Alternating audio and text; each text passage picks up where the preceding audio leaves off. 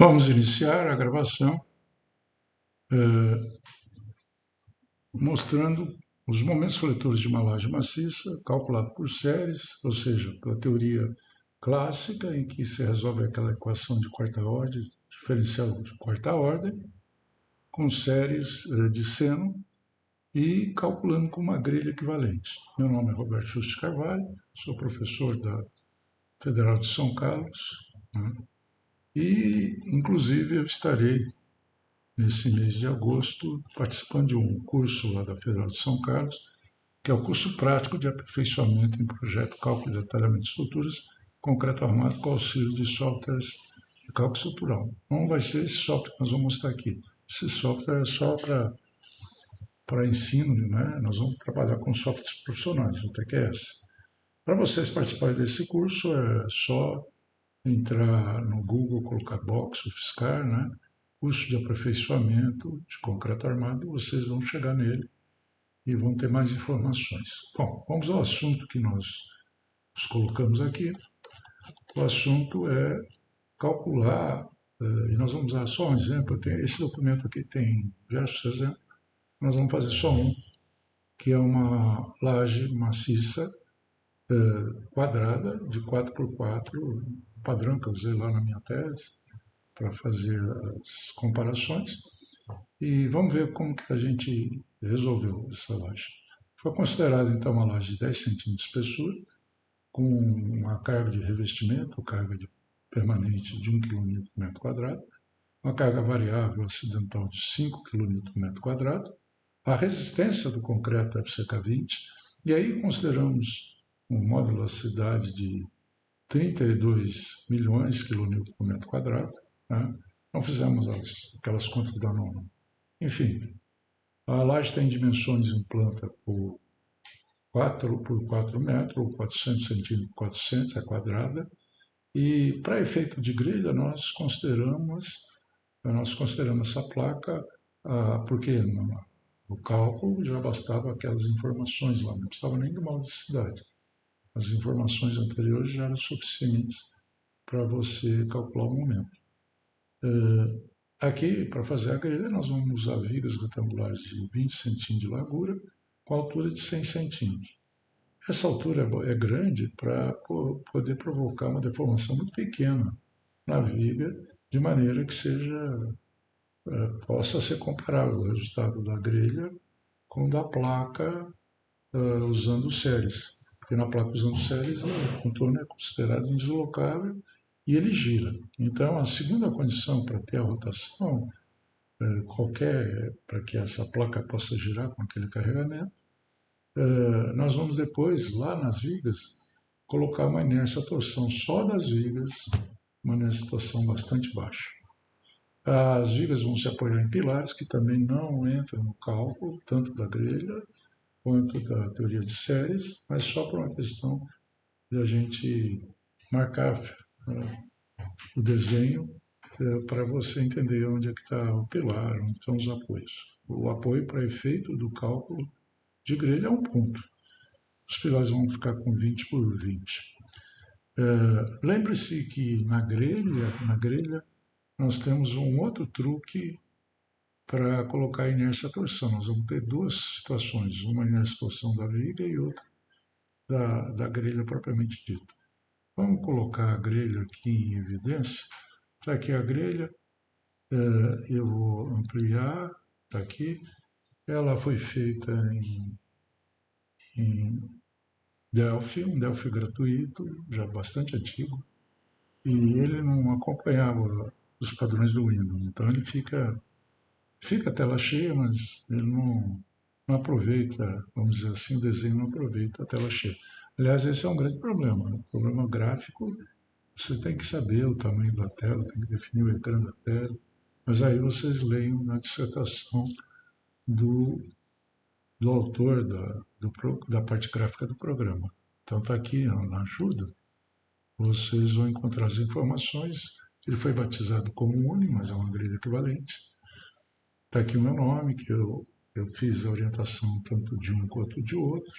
Quem fez a parte bem antes, eu acho que foi no ano 2000 e pouco, fez a parte de cálculo propriamente dita, da análise matricial, foi o Igor Cota, que depois se tornou doutor. Quem fez a parte de entrada e saída do programa, a parte gráfica, foi o Andrew Cass. Né? O Andrew, tanto o Andrew como o Igor foi para a USP fazer doutorado, e o Andrew, ao final, depois, hoje está atualmente em Portugal, me parece. Bom, enfim, esse projeto terminou aí, né? Estava começando, né? Foi uma pena porque podíamos fazer coisa melhor. Mas aí, como os projetos profissionais, os programas profissionais foram aumentando muito as informações, a precisão e permitindo aos alunos ter acesso, nós acabamos não, não continuando esse projeto. Bom, vamos lá. Então, esse projeto aqui, você vai percorrer todas essas áreas e vai resolver uma grelha com 4x4, que equivale a uma laje de 4x4, apoiada em vigas e pilares, e vamos ver se o resultado é próximo daquele obtido pelas tabelas. As tabelas estão lá, eu acabei mostrando, mas depois nós vamos fazer essa conta. Então vamos lá. O FCK deixei 20, o peso específico 25 do concreto, tanto do concreto de vigas quanto de laje, tem diferença. Se havia uma prevenção de se colocar parede sobre as lajes, mas acabou se não fazendo isso. Então tem o peso aí próprio de parede, mas não vai ser usado. E o módulo da cidade, genericamente, de concreto, está com 32 milhões, vamos deixar, mas se você clicar aqui, ele vai usar, se não me falha a memória, na época que foi feita, não tinha nem a norma em 2014, então ele vai usar a norma 2004 para fazer as contas do módulo da cidade. E o G, ele usa o coeficiente I da norma, de acordo para barras o GC fique como 0,4 do EC. Então está tudo aqui, já está colocado. Essa última quadrícula é para que se você quiser isolar alguns carregamentos. Do jeito que está feito aí, ele vai entender o seguinte: se você puser zero em algum, o primeiro símbolo é o peso próprio. Se você puser zero, ele não vai calcular o peso próprio da estrutura. Depois tem a carga acidental, se você não quiser que o resultado da carga acidental seja considerado, você vai pôr zero ali. Enfim, é uma maneira de você isolar os carregamentos, embora eles sejam lineares, é bom saber disso, né? E a carga linear ali no fim seriam as cargas pontuais, porque o programa só foi feito também para cargas nos nós, o sistema global. O local nós não fizemos subrotina. Houve alguns alunos que trabalharam com isso, mas acabamos não implementando no programa. Primeira aba já foi, vamos à segunda. Para resolver isso daqui, já que a nossa geometria é bem simples, é só retangular, a gente não consegue fazer outra geometria, nós vamos por eixos de referência. Então, os dois primeiros eixos estão passando por zero, já estão aqui.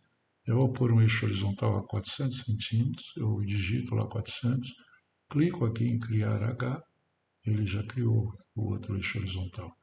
E vertical, idem, só um que eu preciso, criar V, está aqui, pronto. Tem os 4 eixos de referência, a partir deles eu vou definir minha malha depois. Muito bem, agora eu vou com a terceira aba aqui, que são os pilares. Lembrando, eu vou por 20, mas lembrando que os pilares aí só interessa a posição deles, e a posição deles tem que estar segundo a intersecção de dois eixos. A altura não importa também, o nome ele vai acabar não colocando, e aqui nós pedimos por mola. Tem no dispositivo, na última versão, foi feita uma mola vertical, e as molas de apoio propriamente dita, né? Mas nós não queremos fazer isso, nós queremos que seja indeslocável. O Igor pensou em colocar zero para dar deslocamento. Então, essa era a correção que o Igor usou. Então, vamos deixar do jeito que está. É só colocar aqui criar.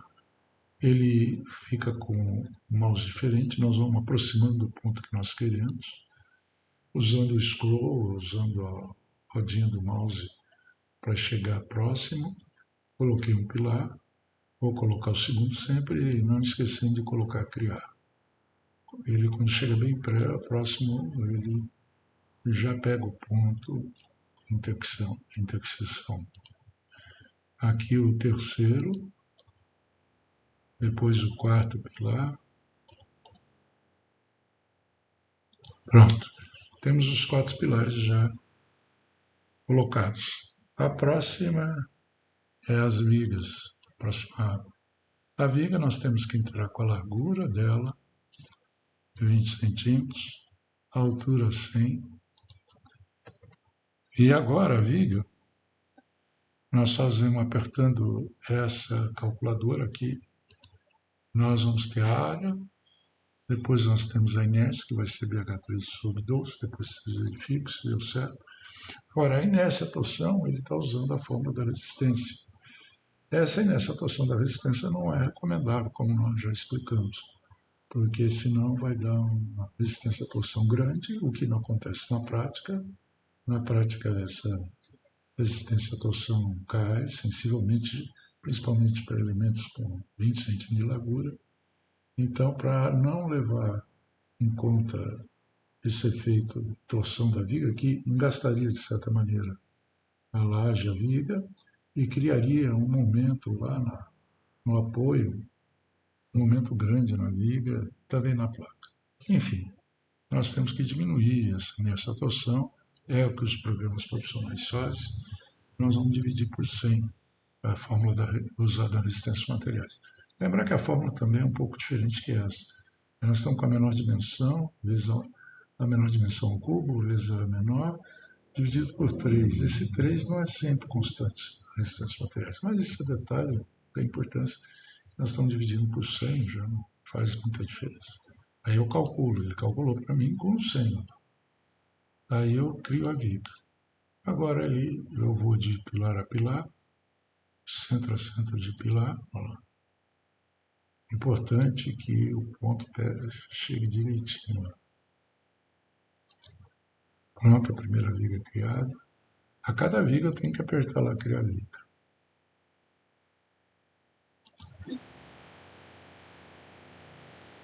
Estamos criando a segunda. Pronto, criamos. Faltam 2, criar novamente.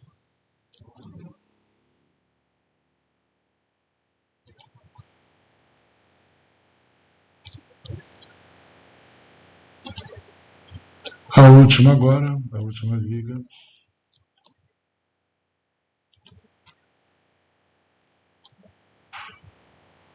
Pronto. Nós temos as 4 vigas criadas. Vamos para a laje, propriamente dita. Agora sim que nós vamos para a laje. A laje ele colocou como default 12, nós vamos colocar 10, que é o nosso valor que nos interessa. O nome parece que ele põe, vou pôr 1 aqui, ele vai pôr 1 lá, eu acho. E a carga acidental ou variável nossa é 5. A carga permanente é 1, o peso próprio eu não preciso pensar, ele vai calcular para mim, inclusive nas vigas, viu? Que a viga é pouco deformada, não vai ter. Mas se você pegar os diagramas de momento da viga, vocês vão ver que ele considerou. Muito bem, a inércia à torção aqui da laje, ele está deixando bem claro que é a menor dimensão elevado a menor dimensão vezes a maior elevado ao cubo dividido por 6. Em vez de BH3/12, que seria da flexão, é 2 vezes da flexão. Esse é o pulo do gato para que as barras que pertencem a uma placa consigam redistribuir os momentos para a direção secundária. O BH3/6 em vez de 12, né, que é a inércia flexão. Então, esse seria uma inércia torção do elemento de placa. Isso está lá no Rambler. Ele dá uma demonstrada. Na verdade, ele vai fazendo ele vai mostrando na dedução da placa que tem um termo lá que se assemelha. Ele tem o D, tem o H, e se você colocar 6, fica muito assemelhado. Então, a explicação está lá no Rambler. H-A-M-B-L-Y, do Rambler. Se quem quiser depois consultar. Bom, e agora nós vamos criar a laje. A laje é muito simples, é uma laje só. Eu vou criar aqui. Basta eu pegar esse ponto aqui desse pilar, E o outro ponto aqui no vértice oposto, que seria o quadrado aqui, pronto, ele já criou uma laje. Aqui ele numerou a laje, olha lá. 400, se tivesse que a segunda pusesse 2, eu acho que ele colocaria também. Mas isso não tem muita importância. A importância aqui é o E igual a 10 centímetros. Agora é que nós vamos chegar na parte mais importante, que é montar o sistema. Vamos para a próxima aqui, nós vamos fazer tudo aqui, praticamente. Ele vem com default de dividir em 10 partes. O Hammer fala que no mínimo 4. Você tem que ter 4 barras internas, né? Eu dividiria por 4, aí daria cada metro, né? Mas não dá precisão boa. Vou dividir por 8.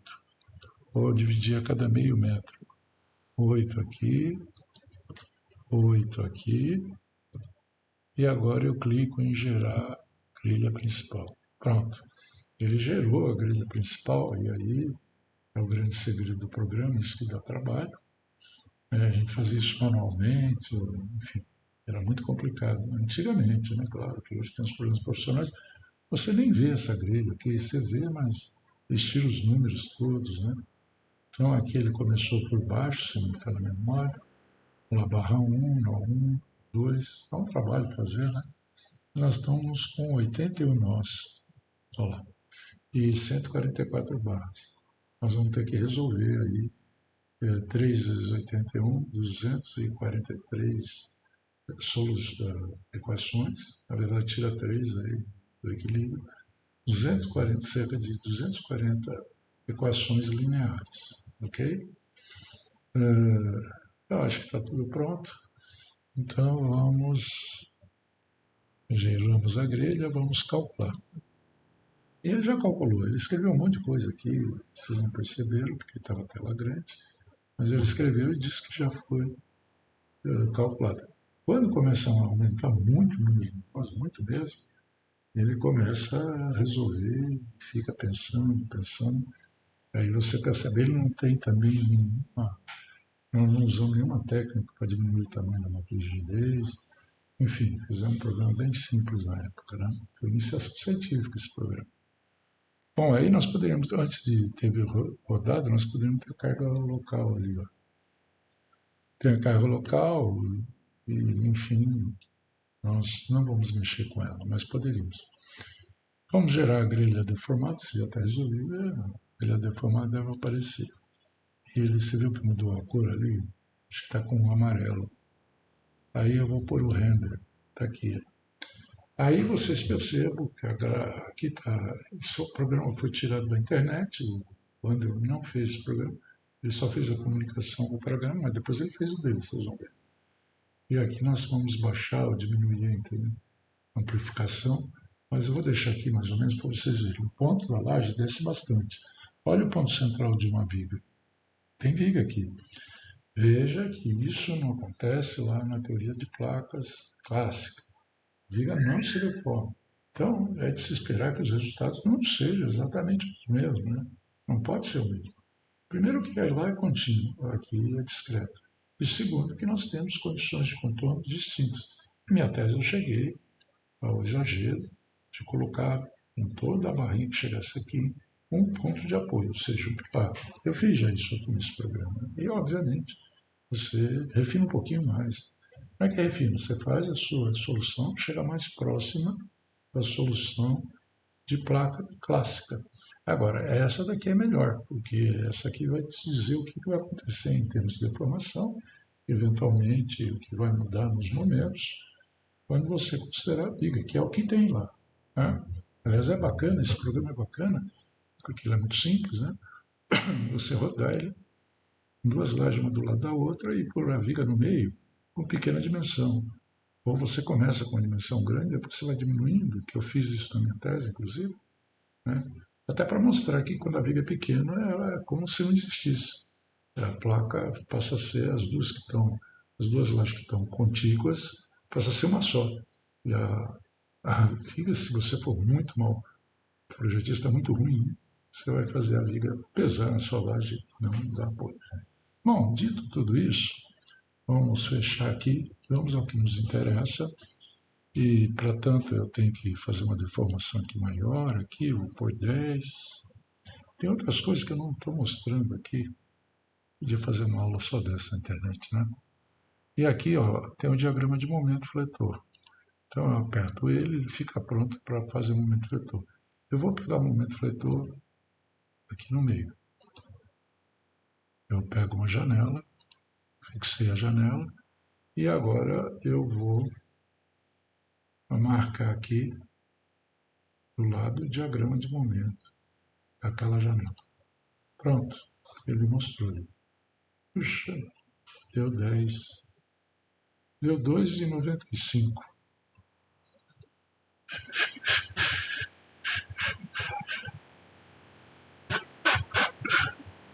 Está variando um pouquinho. Eu acho que foi aquele E lá que eu fiz.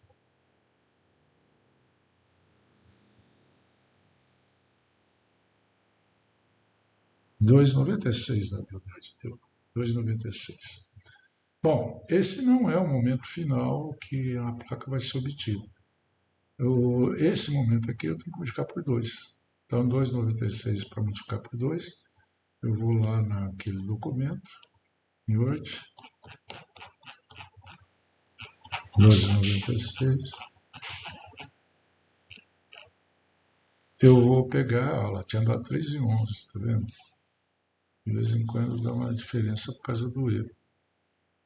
Ou do tamanho, alguma coisa que eu fiz lá. 2,96 vezes 2 vai dar... Está um pouquinho menos que do que eu tinha achado. 2,96 vezes 2. Opa! 2,96 vezes 2 vai dar 5,92. Quanto resultado por placa, vamos ver quanto é que dá. Por placa, lá, a fórmula é mx ou my, dá na mesma. É o mx, que é o coeficiente tirado de uma tabela que tem lá no nosso livro, né, que foi resolvido por série, vezes a carga P, Lx ao quadrado sobre 100. O P, a carga é dada G1, que é 0,10 vezes 25, 2,5, G2, 1, e Q, 5, resultando 8,5. O momento é 4,41 vezes 8,5, vezes 4 ao quadrado, 16, sobre 100, 5,99. Então, nós temos a diferença de 5,92 sobre 5,99.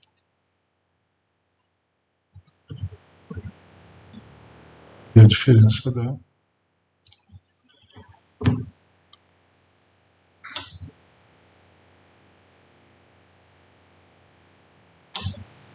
0,99. 9,89. Pronto. Diferença de 1%, né? Cerca de 1%. Então, é bem preciso, né? Bem preciso. É claro que eu peguei um caso bem simples, mas eu pus só 8 divisões, né? Possivelmente, se eu puser mais divisões, ele vai chegar a um valor mais próximo ainda. Então, espero que tenham gostado disso aqui, né? Também lá nesse programa vocês podem encontrar lá na Federal, só que tem que procurar mais um pouquinho, porque ele está no segundo nível, mas ele pode ser baixado, isso pode ser usado, e ele é muito interessante para quem quer aprender realmente, né? Porque você tem todas as variáveis ali, você vai brincando com as variáveis e é fácil você entender quais são as variáveis. Então, agradeço, nós vamos depois usar esses resultados, já vamos partir de que isso aqui está correto para falar sobre cálculo de placas.